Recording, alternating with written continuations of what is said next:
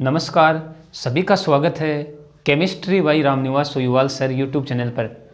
हम अध्ययन कर रहे थे 12th साइंस की रसायन विज्ञान के चैप्टर नंबर 5 का सरफेस केमिस्ट्री का, जिसे हम पृष्ठ रसायन भी कहते हैं। इस सरफेस केमिस्ट्री की हमारी 9 क्लास कंप्लीट हो गई थी। आज हमारा इस सरफेस केमिस्ट्री वाले चैप्टर का पार्ट नंबर 10 रहेगा, या अपन ऐसे कह सकते हैं कि वीडियो नंबर 10 रहेगा। पिछले वीडियो में हमने एंजाइम उत्प्रेरण के बारे में चर्चा की थी। एंजाइम क्या होते हैं, एंजाइम उत्प्रेरण किसे कहते हैं, और एंजाइमों की सामान्य विशेषताओं की चर्चा हमने पिछले वीडियो में कर ली थी। आज लगातार उसी कड़ी में हमारा जो नेक्स्ट टॉपिक है वो रहेगा एंजाइम उत्प्रेरकों के गुण। यानी इस वीडियो में हम एंजाइम उत्प्रेरकों के महत्वपूर्ण गुणों का अध्ययन करेंगे। तो लगातार आप मेरे साथ अंत तक बने रहिए। एंजाइम उत्प्रेरकों के प्रमुख गुणों का अध्ययन हम करेंगे इस पार्ट में। देखो, एंजाइम उत्प्रेरकों के प्रमुख गुण कौन कौन से होते हैं, उनका हम 1 बाय 1 अध्ययन करेंगे। देखो, पहला गुण ले रहा हूं मैं एंजाइम उत्प्रेरकों का सर्वाधिक प्रभावी। देखो, पहला गुण लिया है मैंने सर्वाधिक प्रभावी। एंजाइम उत्प्रेरकों का पहला गुण लिया है मैंने सर्वाधिक प्रभावी। यानी हम क्या कह सकते हैं, हम कह सकते हैं कि एंजाइम सर्वाधिक प्रभावी उत्प्रेरक होते हैं। एंजाइम की उपस्थिति में किसी अभिक्रिया का वेग 10 लाख गुना बढ़ जाता है। हम क्या कहेंगे, हम कह सकते हैं एंजाइम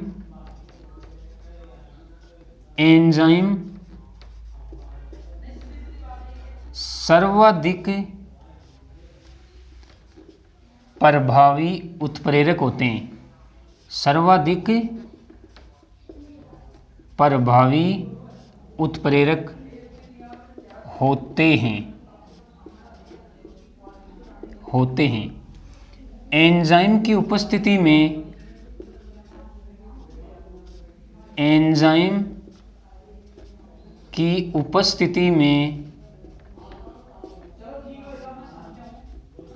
किसी अभिक्रिया का वेग, क्या कहेंगे,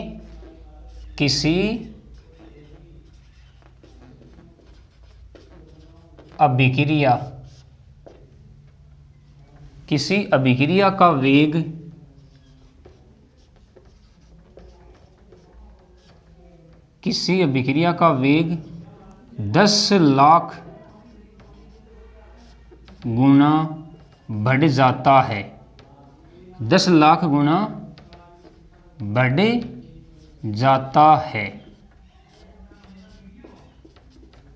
देखो, पहले गुण में हमने क्या कहा, हमने कहा कि एंजाइम सर्वाधिक प्रभावी उत्प्रेरक होते हैं। एंजाइम की उपस्थिति में किसी अभिक्रिया का वेग 10 लाख गुना बढ़ जाता है। तो हम कह सकते हैं कि एंजाइम सर्वाधिक प्रभावी उत्प्रेरक होते हैं। ले रहे हैं नेक्स्ट गुण। नेक्स्ट गुण हम ले सकते हैं सूक्ष्म मात्रा। सूक्ष्म मात्रा। देखो, इसमें हम क्या कह सकते हैं, हम इसमें कह सकते हैं कि एंजाइम की सूक्ष्म मात्रा अभिक्रिया के वेग को 10⁻³ से 10⁻6 लाख गुना बढ़ा देती है। क्या कहेंगे हम, देखो, हम कह सकते हैं एंजाइम की सूक्ष्म मात्रा, एंजाइम की सूक्ष्म मात्रा, और सूक्ष्म मात्रा भी कितनी, अपन कह सकते हैं कि 1 मोल का 1/10⁶ भाग।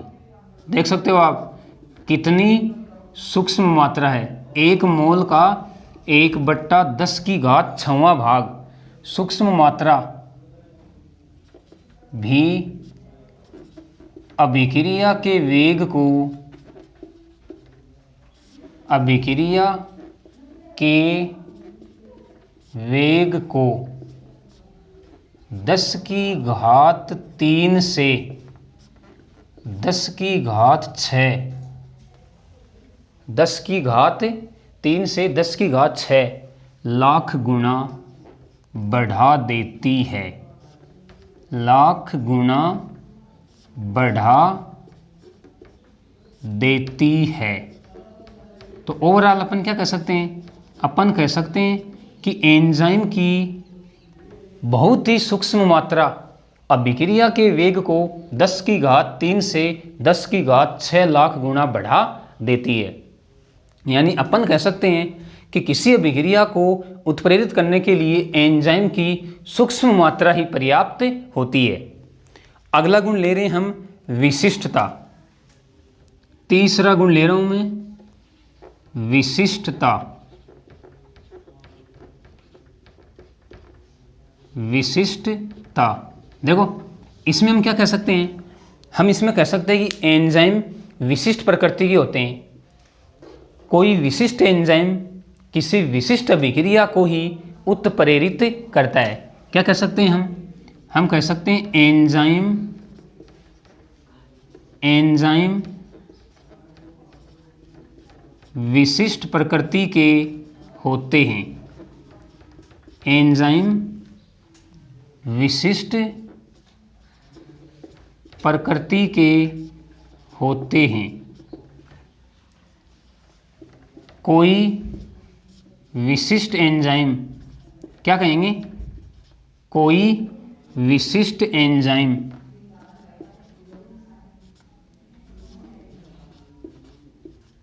किसी विशिष्ट अभिक्रिया को ही किसी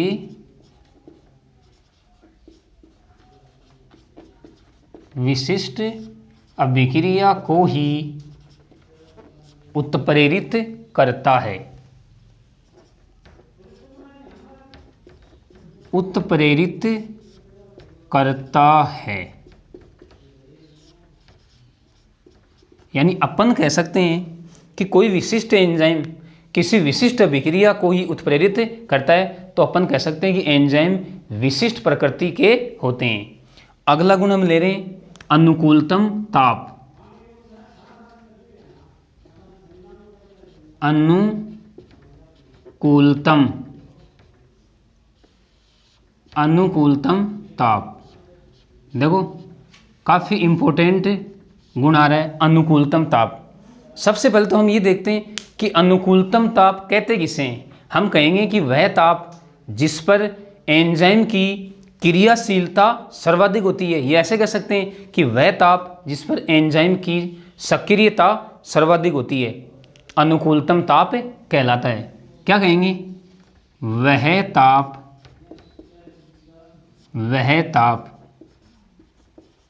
जिस पर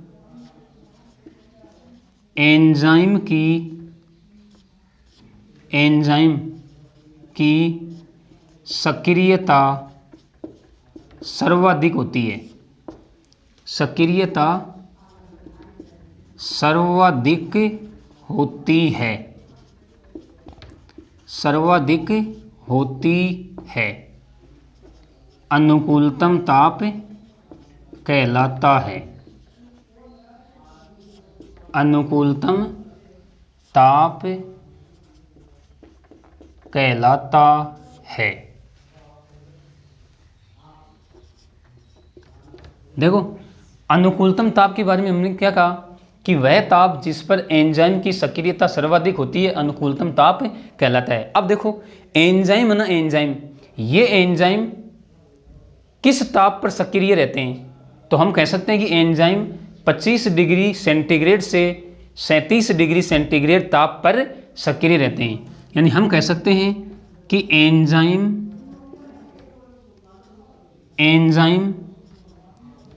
25 डिग्री सेंटीग्रेड से 37 डिग्री सेंटीग्रेड ताप पर सक्रिय रहते हैं।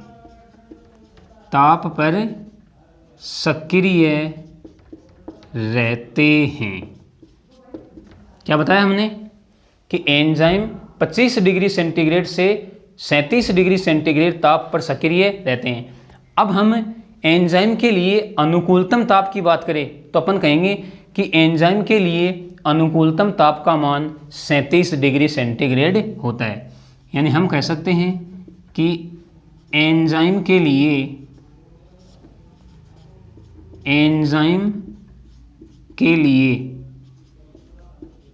अनुकूलतम ताप का मान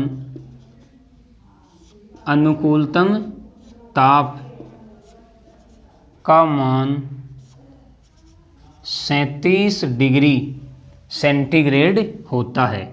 तो इस ताप को आप ध्यान में रखोगे, 37 डिग्री सेंटीग्रेड। देखो हमने क्या कहा, हमने कहा कि वह ताप जिस पर एंजाइम की सक्रियता सर्वाधिक होती है अनुकूलतम ताप कहलाता है। फिर हमने कहा कि एंजाइम 25 डिग्री सेंटीग्रेड से 37 डिग्री सेंटीग्रेड ताप पर सक्रिय रहते हैं और एंजाइम के लिए अनुकूलतम ताप का मान 37 डिग्री सेंटीग्रेड होता है। तो ये अनुकूलतम ताप हुआ। नेक्स्ट गुण हम ले रहे हैं अनुकूलतम pH। अनुकूलतम pH, देखो अनुकूलतम pH में क्या कहेंगे कि वह pH जिस पर एंजाइम की सक्रियता सर्वाधिक होती है अनुकूलतम pH कहलाती है। क्या कहेंगे, वह pH जिस पर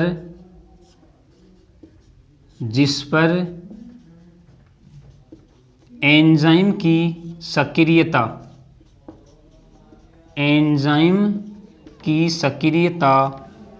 सर्वाधिक होती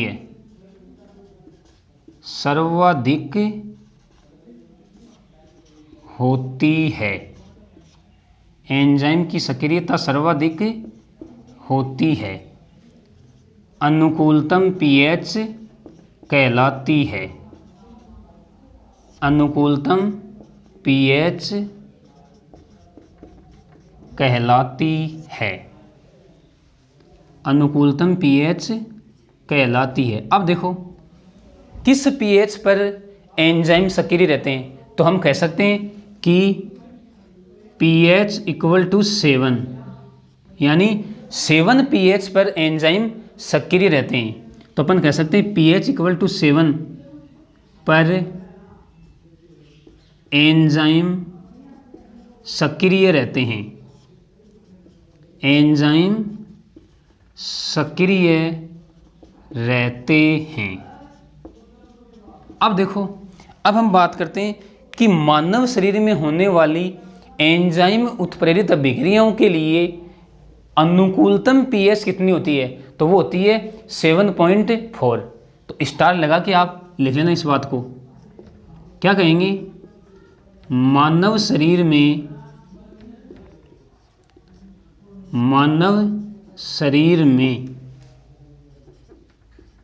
होने वाली एंजाइम उत्प्रेरित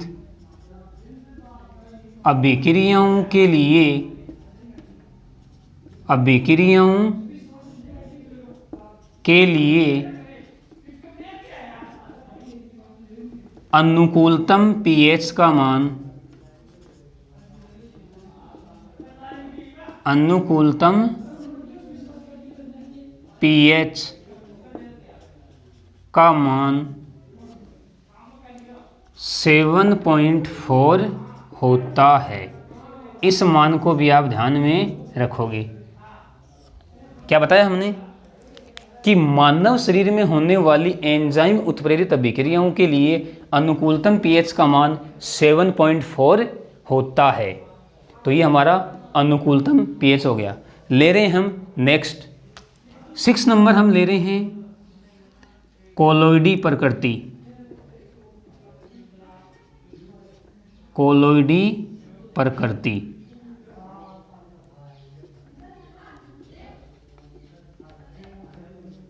कोलोइडी प्रकृति। देखो इसमें हम क्या कह सकते हैं, हम कह सकते हैं कि एंजाइमों की कोलोइडी प्रकृति होती है, जिसकी वजह से विद्युत अपघटय मिलाकर उसका स्कंदन करवाया जा सकता है। क्या कहेंगे हम कह सकते हैं एंजाइमों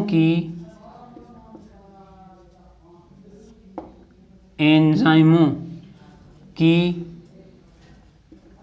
कोलोइडी प्रकृति होती है, कोलोइडी प्रकृति होती है, जिन्हें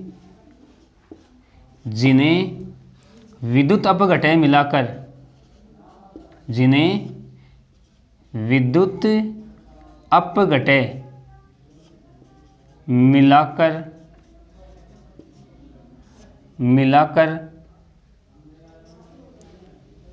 स्कंदन, क्या कहेंगे स्कंदन। देखो हम जब कोलोइडी अवस्था पढ़ेंगे वहाँ पर हम स्कंदन को डिटेल से पढ़ेंगे कि स्कंदन क्या होता है, स्कंदन की प्रक्रिया किस प्रकार से संपन्न होती है। फिलहाल आप ये ध्यान में रखो कि एंजाइमों की कोलोइडी प्रकृति होती है, जिसे या जिन्हें विद्युत अपघटय मिलाकर स्कंदन के द्वारा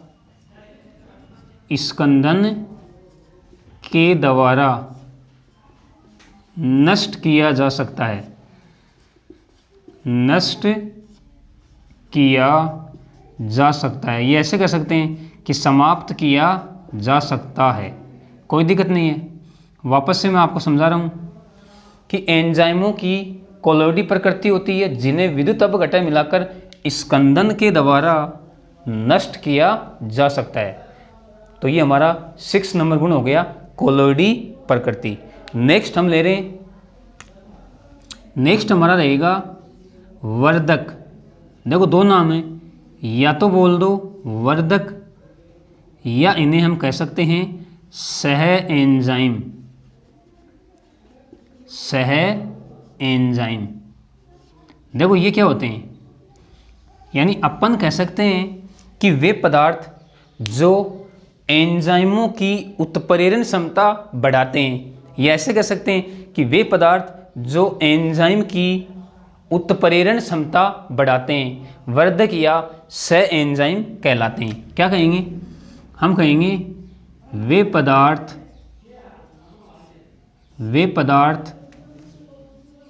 जो एंजाइम की क्रियाशीलता कह सकते हैं या उत्प्रेरण क्षमता कह सकते हैं, कोई दिक्कत आपको नहीं होनी चाहिए। वे पदार्थ जो एंजाइम की क्रियाशीलता को बढ़ाते हैं, क्रियाशीलता को बढ़ाते हैं, वर्धक या सह एंजाइम कहलाते हैं, वर्धक या सह एंजाइम कहलाते हैं, वर्धक या सह एंजाइम कहलाते हैं। अब देखो ऐसे कौन से पदार्थ होंगे, कुछ धातु आयन होते हैं जो वर्धक या सह एंजाइम का कार्य करते हैं। जैसे मैं लिख रहा हूँ, जैसे Na+, Mn2+, Na+, Mn2+, CO2+, Cu2+, Fe3+, ये कुछ धातु आयन हैं जो हम लिख सकते हैं इत्यादि। ये कुछ धातु आयन हैं जो वर्धक या सह एंजाइम के रूप में कार्य करते हैं, यानी अपन कह सकते हैं कि इन धातु आयनों की उपस्थिति में एंजाइम की क्रियाशीलता बढ़ जाती है। तो वर्धक या सह एंजाइम क्या होते हैं, वापस से मैं आपको समझा रहा हूँ, वे पदार्थ जो एंजाइम की क्रियाशीलता को बढ़ाते हैं वर्धक या सह एंजाइम कहलाते हैं। अपन ऐसे भी कर सकते हैं कि वे पदार्थ जो एंजाइम की उत्प्रेरण क्षमता को बढ़ाते हैं वर्धक या सह एंजाइम कहलाते हैं। कुछ धातु आयन होते हैं जैसे Na+, Mn2+, CO2+, Cu2+ और Fe3+। ये धातु आयन वर्धक या सह एंजाइम के रूप में कार्य करते हैं। हमारा एक अंतिम गुण और है, वो मैं यहाँ लिख रहा हूँ 8 नंबर का, और वो है एंजाइम विष। क्या है? एंजाइम विष। देखो इसके नाम से ही पता है कि एंजाइम विष क्या होता है। एंजाइम विष यानी हम क्या कह सकते हैं? हम कह सकते हैं कि वे पदार्थ जो एंजाइम की क्रियाशीलता को कम करते हैं एंजाइम विष कहलाते हैं। जैसे एग्जाम्पल लिखूँ मैं, जैसे HCN हाइड्रोजन साइनाइड और कार्बन डाइसल्फाइड CS2, ये एंजाइम विष के रूप में कार्य करते हैं। तो देखो हमने एंजाइम उत्प्रेरकों के महत्वपूर्ण गुणों का अध्ययन किया है।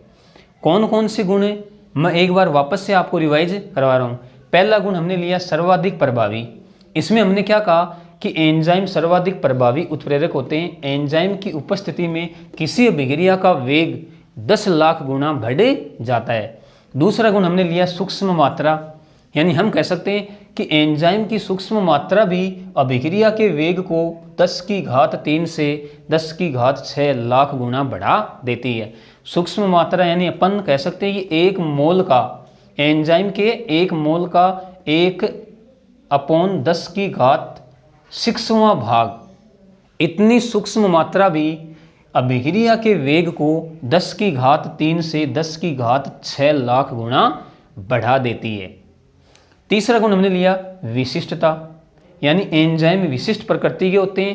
कोई विशिष्ट एंजाइम किसी विशिष्ट अभिक्रिया को ही उत्प्रेरित करता है। नेक्स्ट गुण हमने लिया अनुकूलतम ताप। इसमें हमने क्या कहा कि वह ताप जिस पर एंजाइम की सक्रियता सर्वाधिक होती है अनुकूलतम ताप कहलाता है। एंजाइम 25 डिग्री सेंटीग्रेड से 37 डिग्री सेंटीग्रेड ताप पर सक्रिय रहते हैं। एंजाइम के लिए अनुकूलतम ताप का मान 37 डिग्री सेंटीग्रेड होता है। नेक्स्ट हमने लिया अनुकूलतम pH। इसमें हमने कहा कि वह pH जिस पर एंजाइम की सक्रियता सर्वाधिक होती है अनुकूलतम pH कहलाती है, और 7 pH पर एंजाइम सक्रिय रहते हैं। फिर हमने क्या कहा कि मानव शरीर में होने वाली एंजाइम उत्प्रेरित अभिक्रियाओं के लिए अनुकूलतम pH का मान 7.4 होता है। इसको आप ध्यान में रखोगे। अगला गुण हमने लिया कोलोइडी प्रकृति। इसमें हमने कहा कि एंजाइमों की कोलोइडी प्रकृति होती है जिन्हें विद्युत अपघटन मिलाकर स्कंदन के द्वारा नष्ट किया जा सकता है।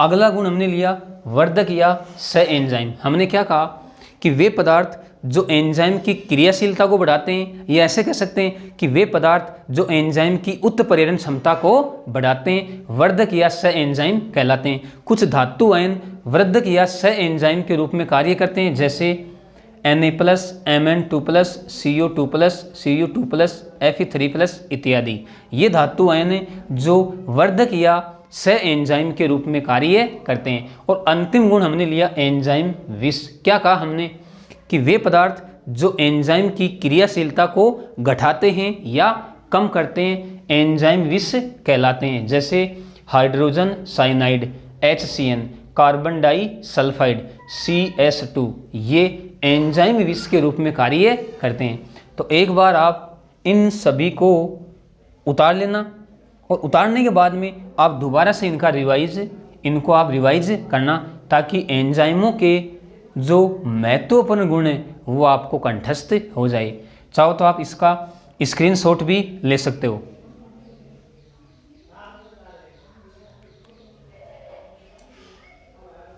ले लिया होगा शायद स्क्रीनशॉट, कोई दिक्कत नहीं है। अब हम नेक्स्ट टॉपिक ले रहे हैं एंजाइम उत्प्रेरण की क्रियाविधि। हमारा नेक्स्ट टॉपिक क्या रहेगा? एंजाइम उत्प्रेरण की क्रियाविधि।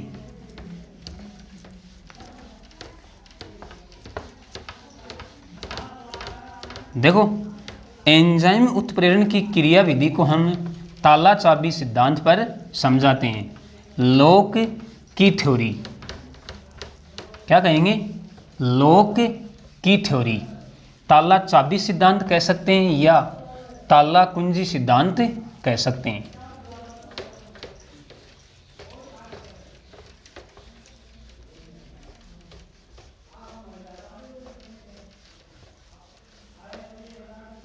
यानी अब हम पढ़ेंगे एंजाइम उत्प्रेरण की क्रियाविधि।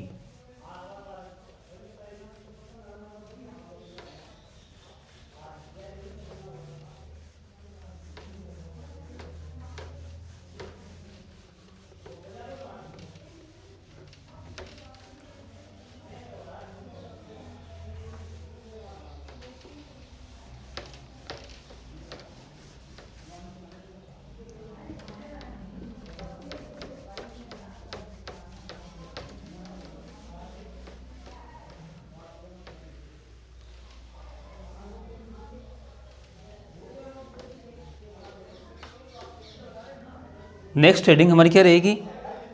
एंजाइम उत्प्रेरण की क्रियाविधि।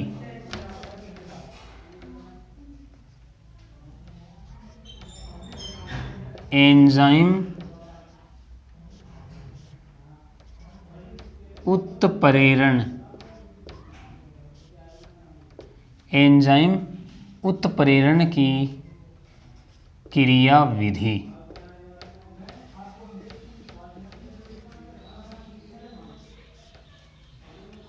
एंजाइम उत्प्रेरण की क्रियाविधि।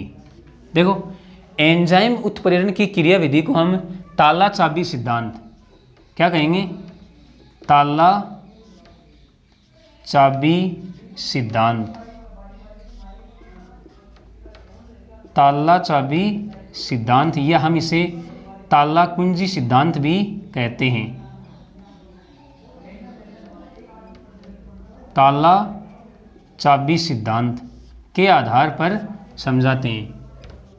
यानी अपन कह सकते हैं कि एंजाइम उत्प्रेरण की क्रियाविधि को लोक की थ्योरी के आधार पर समझाया जाता है, ताला चाबी सिद्धांत। देखो, यानी हम कह सकते हैं कि जिस प्रकार किसी विशिष्ट ताले में कोई विशिष्ट चाबी लगती है, ठीक उसी प्रकार कोई विशिष्ट उत्प्रेरक किसी विशिष्ट अभिक्रिया को ही उत्प्रेरित करता है। इसे ही ताला चाबी सिद्धांत कहते हैं। क्या बताया मैंने?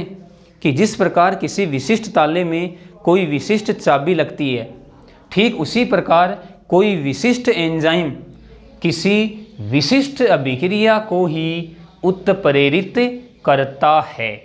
और अपन कह सकते हैं कि एंजाइम उत्प्रेरण की क्रियाविधि निम्न चरणों में संपन्न होती है। देखो, चरण कौन से हैं? मैं ले रहा हूं स्टेप फर्स्ट।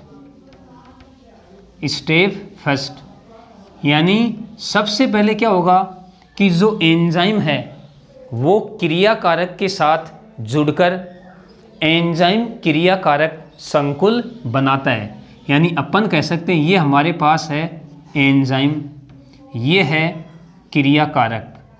यहाँ तो मैं लिख दूँ एंजाइम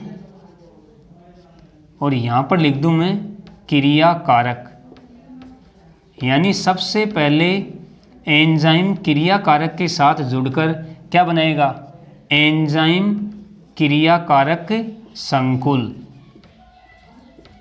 एंजाइम क्रियाकारक, एंजाइम क्रियाकारक संकुल। फिर नेक्स्ट स्टेप में यह एंजाइम क्रियाकारक संकुल एंजाइम उत्पाद संकुल में परिवर्तित हो जाता है। यानी हम अगर स्टेप सेकंड की बात करें तो सेकंड स्टेप में क्या होगा?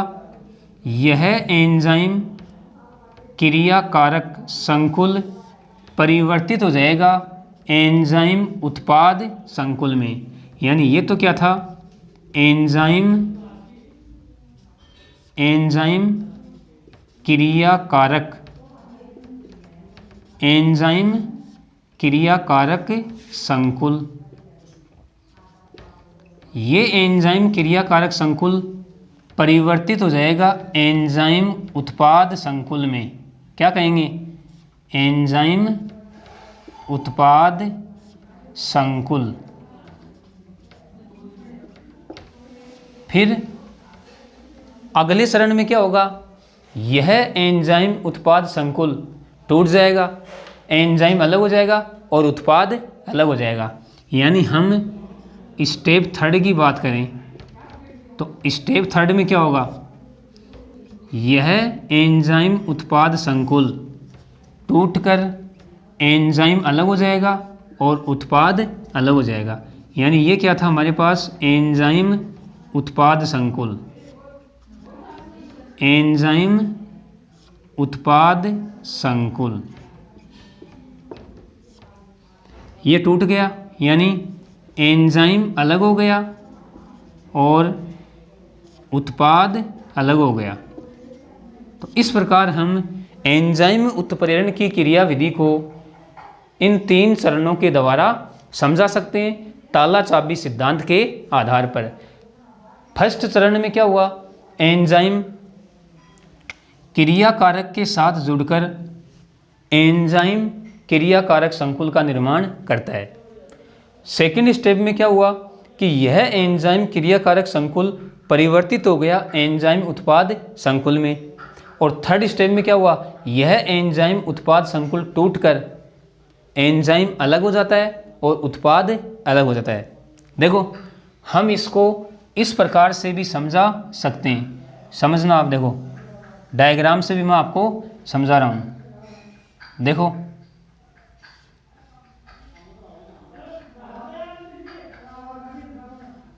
ये मेरे पास है एंजाइम, यहाँ लिख दूँ मैं एंजाइम, और ये है क्रियाकारक का अणु।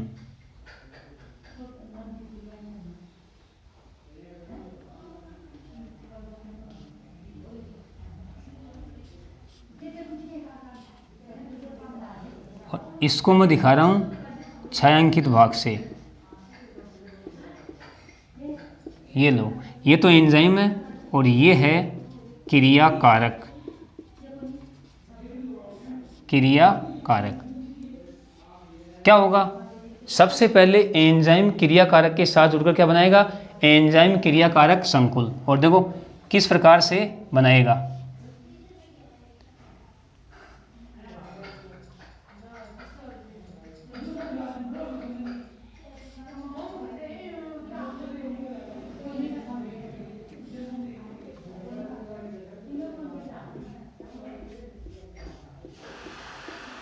यानी ये क्या बन गया? ये बन गया एंजाइम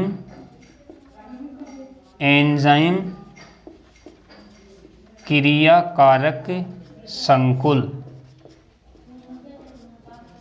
एंजाइम क्रियाकारक संकुल। अब सेकेंड स्टेप में क्या होगा? एंजाइम क्रियाकारक संकुल एंजाइम उत्पाद संकुल में चेंज हो जाएगा। देखो किस प्रकार से होगा, समझना आप इसे।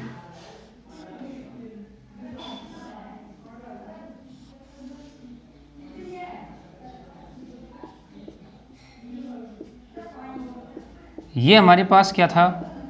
एंजाइम क्रियाकारक संकुल। यहाँ लिख दूँ मैं एंजाइम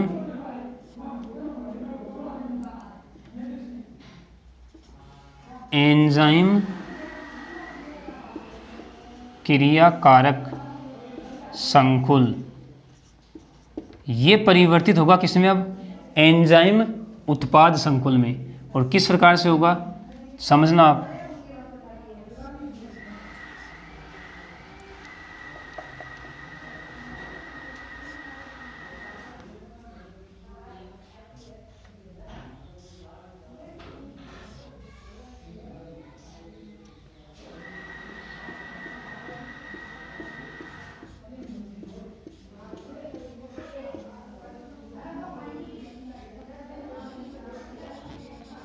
ये लो, ये अब बन गया एंजाइम उत्पाद संकुल। इस बात को आप ध्यान में रखोगे। यानी यहाँ पर हम लिखेंगे एंजाइम उत्पाद संकुल, एंजाइम उत्पाद संकुल, यानी उत्पाद बन तो गया है लेकिन अभी अलग नहीं हुआ है, एंजाइम उत्पाद संकुल का निर्माण हो गया है। अब ये एंजाइम उत्पाद संकुल टूट जाएगा, एंजाइम अलग हो जाएगा और उत्पाद अलग हो जाएगा। यानी अगर हम थर्ड स्टेप की बात करें तो क्या होगा,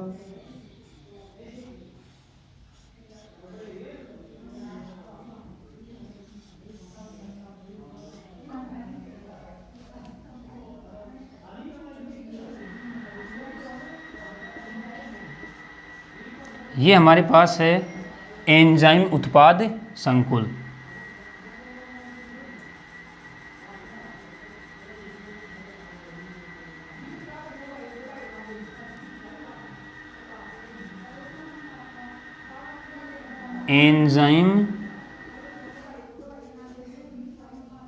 एंजाइम उत्पाद संकुल ये अब टूट जाएगा, टूटेगा तो एंजाइम अलग हो जाएगा। ये लो, ये एंजाइम अलग हो गया और उत्पाद अलग हो जाएंगे।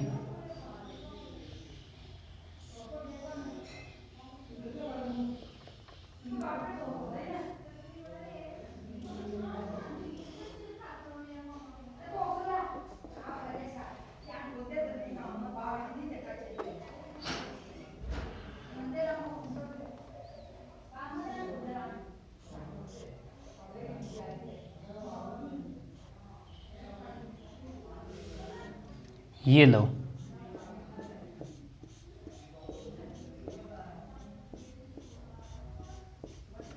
ये एंजाइम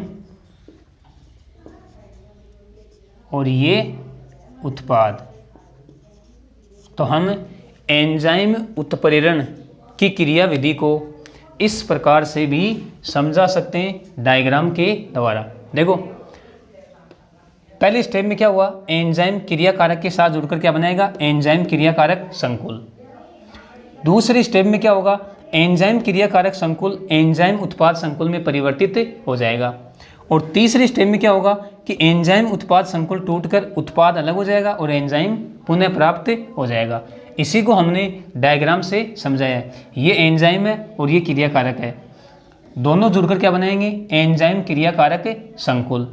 फिर ये एंजाइम क्रिया कारक संकुल किस में हो जाएगा परिवर्तित, एंजाइम उत्पाद संकुल में। और तीसरे स्टेप में ये एंजाइम उत्पाद संकुल टूटकर एंजाइम हमें देखो पुनः प्राप्त हो जाएगा और उत्पाद का निर्माण हो जाएगा। तो ये थी एंजाइम उत्प्रेरण की क्रियाविधि। इसको हम ताला चाबी सिद्धांत के आधार पर समझाते हैं। वापस से मैं आपको समझा रहा हूँ कि जिस प्रकार किसी विशिष्ट ताले में कोई विशिष्ट चाबी लगती है, ठीक उसी प्रकार कोई विशिष्ट एंजाइम किसी विशिष्ट अभिक्रिया को ही उत्प्रेरित करता है। तो आज की क्लास में हमने अध्ययन किया एंजाइम उत्प्रेरकों के गुणों का, महत्वपूर्ण गुण हमने देखे और फिर हमने एंजाइम उत्प्रेरण की क्रिया विधि का अध्ययन किया। यानी अपन कह सकते हैं कि हमारा जो एंजाइम उत्प्रेरण वाला टॉपिक है वो कंप्लीट हो चुका है। नेक्स्ट पार्ट में हम लेंगे जियोलाइट उत्प्रेरण, जिसे हम आकार वर्णात्मक उत्प्रेरण भी कहते हैं। तो आज के लिए इतना ही। ओके, धन्यवाद।